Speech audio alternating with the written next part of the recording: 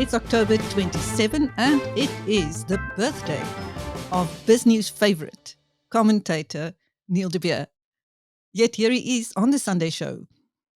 He won't let down his BizNews fans. Welcome, Neil, and a very happy birthday to you. Chris, thank you. Happy birthday to me. 56 today, feeling 23. But when you look at the politics of this country, starting to tether to 95. But what a pleasure to be here. What a great time I've had with you. And to every single person who's a fan, people that write into us on this Sunday BizNews Reflection of the Week, thank you for all the messages, and I look forward to another 56. Well, Neil, I think I speak for everybody who knows you well. We have absolutely no idea how you've survived, considering everything you got up to. Much of which will only emerge one day, when the records are unsealed. A book, Chris. A book. Everybody's writing books these days, but it's been a hell of a journey from business to government. My continual battle, I think many people wrote about it, with cancer. I am a cancer survivor. It doesn't leave you, it stays there.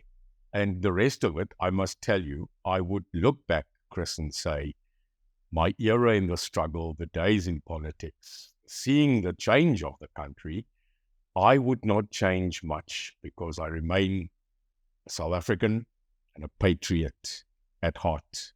And ek is nou 'n oupa. I'm a granddad. So something more to fight. Yeah, I'm here. Okay. To Russia with love. That was President Cyril Ramaphosa at last week's BRICS summit. Now, of course, that was very upsetting to the Democratic Alliance leader, John Steenhuisen. Let's speak about that latest spat in the government of national unity, Neil. Yeah, Chris, I watched this, obviously being a person that was quite aligned in the past to, many of the countries in the Eastern Bloc, which then increased. I was very much part of seeing BRICS established and took part in several matters, but more on the BRICS bank side in the earlier days. So I look at these initiatives with great interest, knowing the Putin era, which has now been seemingly decades. People are now starting to recognize that Vladimir Putin is not a president, but sees himself in actual fact as a Tsar. And when you have that ideology of a person that rises above democracy, but sells it, one always wonders, where do we as a country stand? Because Russia has been the ping pong of the South African political conclave for years. We've had this battle between presidencies since 94 in the Mandela era about, are we aligned to the West, and then are we aligned to the East? And this poor country sometimes finds itself in the middle. And now with a leader, Cyril Ramaphosa, who I tell you, takes very few decisions on his own because he isn't a person that leads out of command or a person that takes definitive decisions. He plays the middle-edged sword, and sometimes that's where the sharpest blade lies. So we had this appearance of Cyril at the BRICS conference, all of them standing there and starting to talk about something which others criticize, and that is this thing called the one world order. And we always get people that speak about the one world order, the woke ideology, the singular state ideology. And what else did the BRICS start to do except stand on a platform and starting to create a one world order, but based on the previously Eastern Bloc countries, and even standing up there and starting to say that we will have our internal BRICS money, our own money. And the thing that happened was you had John Steenhuisen, who, if you can remember when Ukraine and Russia started to battle each other, one of the first people in South Africa to attend Ukraine was John Steenhuisen. I mean, walking through the mud, showing bombs and burst buildings, and definitely aligning the DA, its policy, to Ukraine. And now you've got him serving in a cabinet, and this must be like a chameleon on a bloody Smartie Box because you don't know what color you've got to show, but the person who owns the Smartie Box is the ANC. And you've got a couple of these bloody chameleons that are now being put on the ANC's Smartie Box, and they've got to then shine every bloody color that the ANC decides. How frustrating must this be that you've got your president that sits in Russia who is absolutely adverse to you, coming back and saying, Russia is our friend, our compatriots, and a day later, I think under pressure, John has to get up and say, no, hulle is nie my maatjie nie. They are not my friend. And then, Chris, sorry to tell you, I've got this feeling of this boy that used to stand at the gate waiting for his favorite teacher, just to carry the teacher's bag up and down the school and brings that teacher every Friday an apple. That person is Gayton McKenzie. So Gayton McKenzie has now become Cyril's apple giver, because you cannot even say Cyril got a haircut before Gayton gets up and says, no, it wasn't, and if it was, it's a beautiful haircut. The person that came to save the grace of poor Cyril, Suki Cyril, was Gayton McKenzie, who as a cabinet minister gets up and says to John Steenhuisen, you're also mate. No, sis. And I thought to myself, does the President of the Republic of South Africa need an apple bearer? But there you were. For the first time in the history that I know, a cabinet minister under the same president attacks another cabinet minister and tells that minister to shush. So there we have it again, Chris.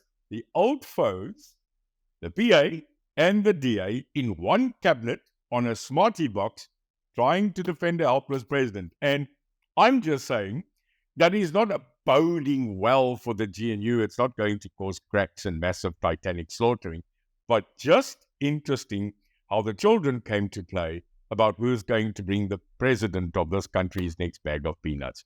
I think it's pathetic. I think it does not bode well for anybody that says he's an adult or a minister in a cabinet. But anyway, let those continue. Mikey for Mikey, and I am the principal's favorite. Well, meanwhile, former President Jacob Zuma's MK party is benefiting from some high-profile defections, but then it was hit last week with the arrest of its benefactor, Louis Liebenberg. What do you say, Neil? Yeah, so firstly, I've said this on this program, if you particularly watch every Sunday, I always go back and say that you must not, at this current moment, underestimate the strategic alliances within the MK party. Now, every single week, every day, I mean, there's the previous Deputy Minister of Police in the ANC, also leaving the ANC this week, high profile. And then secondly, our poor defeated, censored and impeached public protector, Busisiwe, who served as the fourth public protector and was actually removed, who now gets up as an EFF member of parliament, resigns, and 4 days later, pardon me, declares herself as a member of MK. And the reason, she says, is because the MK party is the only revolutionary party in this current moment that will take them back to the economic revolution. This is a pattern, Chris, that I will go back to, and I will tell you every week, look who they're putting into MK. Now, many of the people in this country are writing it off and saying it's a group of imbeciles, swart. No, Chris. Irrespective of the people they're putting in MK, and the words impeached and fired, etc., look who they are. If you're an ex-public protector, irrespective of your way of being that public protector, you are taking sensitive information that you garnished while being in the seat as public protector with you. When you were a judge president, when you served in the High Court, and you actually ran judges and the law, you don't just walk out that building as Schlope and forget everything that you learned. When you Brian Molefe, when you are other people that served in SOEs, you don't just walk out and forget what the inner workings of government and finance is. I'm warning the people that every week the cluster of people that are being dragged into MK are increasing, of people that might not be ethical, but they were in the inner circle. And that worries me every single time that we are kind of saying, but MK is nobody. They're a bunch of hooligans. They don't know what they're talking about. Chris, this is dangerous. And I'm monitoring the additions every single day. And then we have this massive release of a man called Louis Liebenberg that for probably many people, they did not know who he was. And now he's on the front page, and I think he's consuming media on such a scale, because what we're seeing unfold here, again, is one individual that apparently took 4 billion, that's right, Chris, not million, 4 billion rand from South Africans of all classes, of all races, and took that money in, and is now being accused, allegedly, to be under a Ponzi or a pyramid scheme. He used diamonds and diamonds to be the attraction. I always tell you, diamonds lasts forever, but at the end of the day, I think his freedom isn't. My comments about Louis Liebenberg, I know them.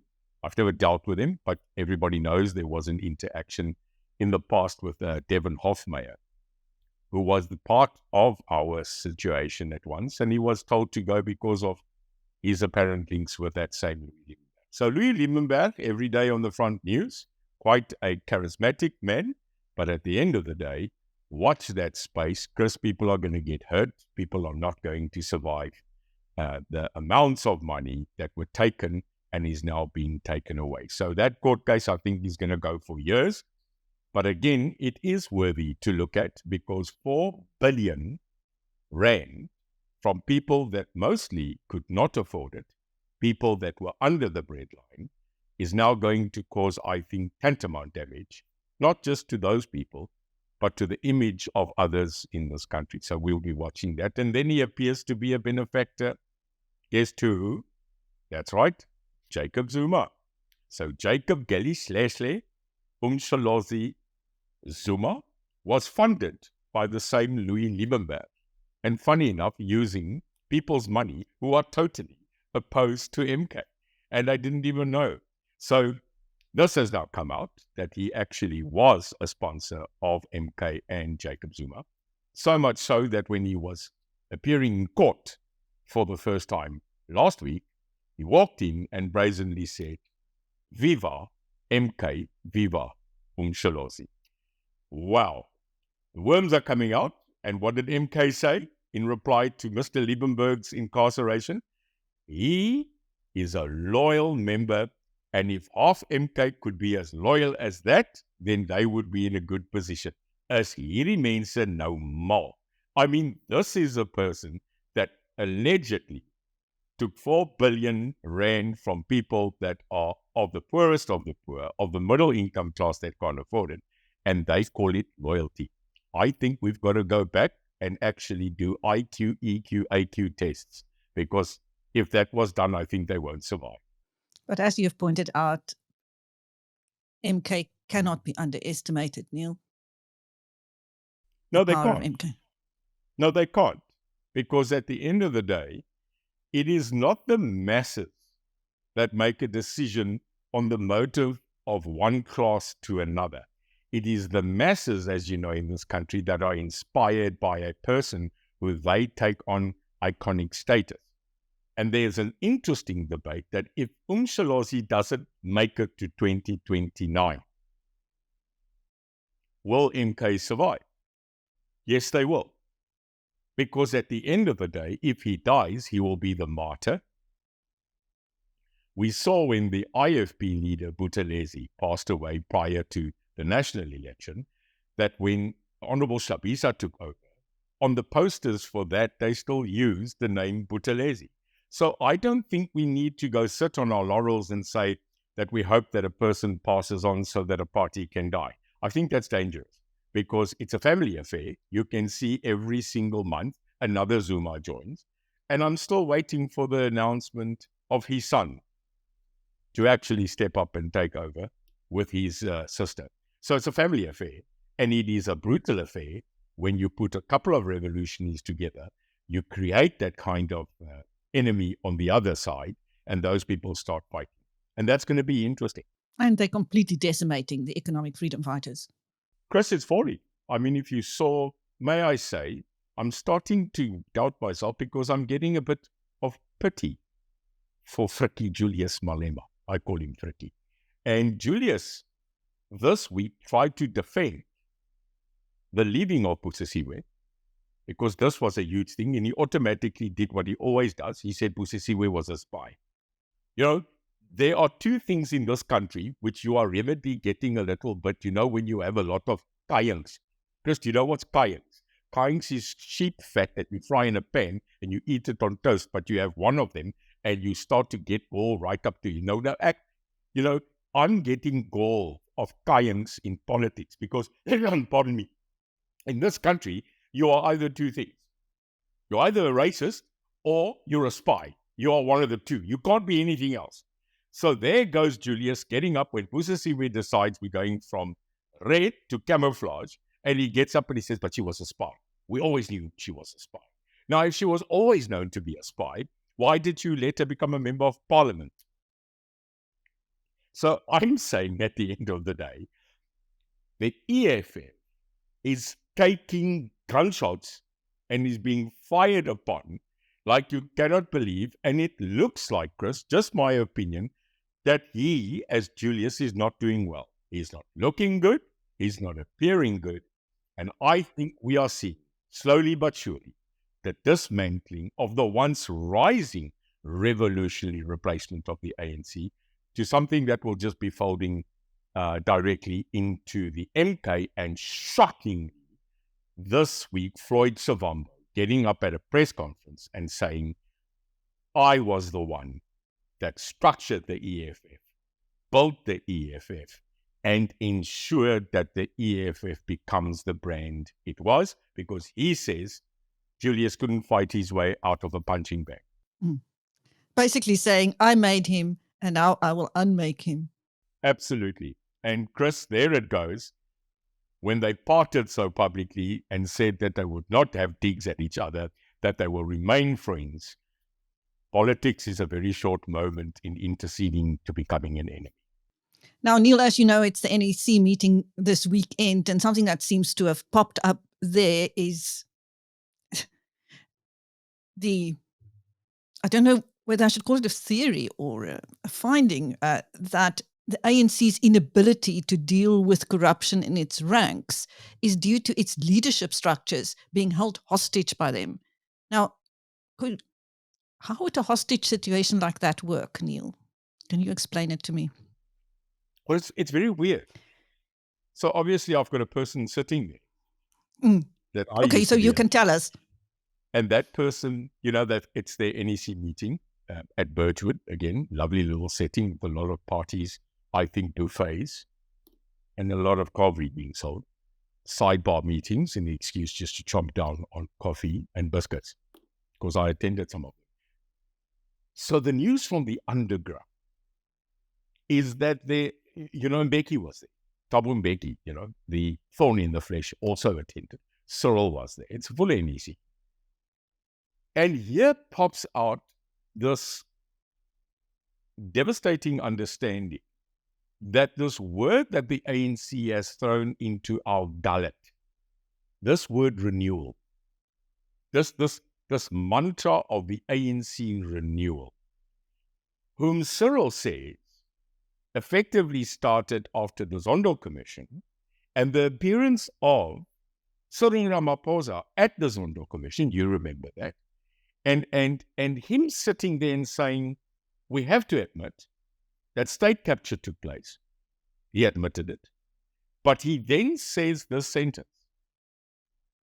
which was devastating in admittance, when he said the ANC remains accused number one. I think you recall that. He said it. And then once you admit that you are accused number one in state looting and state capture and corruption, you've got to now do something about it. And that's when he launched the ANC Renewal Program. And you will notice 100 days after that, there was the devastating attack of Thabo Mbeki in a statement where Cyril was sitting in that function. I think Cyril nearly died. I think he had to take several pills to get himself settled. When Thabo Mbeki said that there is nothing that has come from this so-called renewal. Now, you can say what you want about Thabo Mbeki. He still remains an elder. He still remains a person that attracts a lot of media and is so critical, no matter his attitude, about his own ANC. And this weekend, there is this understanding that they need to continue drastically with the renewal of the ANC to weed out corruption and to sit down and say, we can no longer do it. And then the statement that says, but we're under siege. Hostage. And here's the funny thing, Chris, when you take a hostage, you normally take a person into your space against their will. And there is a scenario that one or other time you are going to have to trade with this hostage for either freedom or for capital gain. That's why you take a hostage, to get something from or of. The ANC has taken themselves hostage by their own people so that they can continue looting the coffers. Isn't this a absolute crazy situation that the people that can cause change, that can cause renewal, are currently saying they cannot because the overwhelming people in the ANC are actually still corrupt and stopping them from change? This is what's come out. And now you've got to sit back and go, but whom? And where? And what? Wie's julle? And the problem, Chris, is they are sitting in the NEC, some of them. And That's what what we do know, this is a fact, this is not rubbish, is that some of those members of the NEC are also still indicted, mentioned in the Zondo Commission. And they're sitting there, and we know who they are. So I don't buy this absolute nonsense that they don't know who are the hostage takers. They know who they are. And there comes this debate. Is the ANC, is Cyril Ramaphosa willing to get up and grow some rugby balls and say to those who are indicted, who are mentioned, who are ANC accused number one, to get up and say, klaar, jy, en jy, you are going to go to court, and if found guilty, you are going into orange. That is the critical thing we need from this president, Chris. We need this man to grow some, to get up and to say, I am not going to allow another decade of this ANC with the scoundrels, the hyenas and the looters, no, not outside, who sit amongst us. And that is what civilian, that is what Citizen X, Chris, that's what you and I currently want to see. We don't want to see propaganda. We want to see action. We want to see that even at the NEC meeting, when they finished with their lamb, when they finished with their potato, as hulle uitstap, there should be a couple of trucks waiting and go, Olke polke stolkes, jy op die klavier. You, don't go to your black BM, go into the red car. That's what I think we should have, as public as that. Because I fear if that's not done, Chris, if that is not done, that you will have a palace revolution in this country where people are going to say, if you don't clean up this ship, we are going to clean up the ship, and we're going to clean this ship from the start to the end. And I don't think that's where this country should go. This ship of South Africa should have been cleansed a long time ago. And now I'm going to end with one shocking revelation. What, Chris, hear me, and I'm going to leave us there today. What if the GNU, with the sterling work of certain ministers, majority of them not in the ANC, what if the people that back the ANC, past and present, stand back and see that the government of this country has become so efficient that Home Affairs and police and everything is working, and there are buildings because of Dean McPherson and construction sites, and they're getting work.